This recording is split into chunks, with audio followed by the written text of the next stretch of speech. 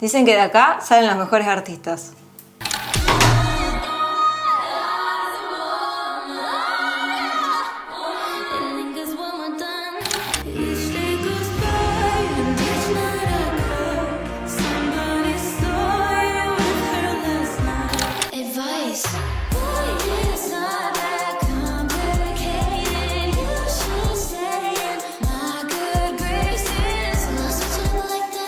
Suena.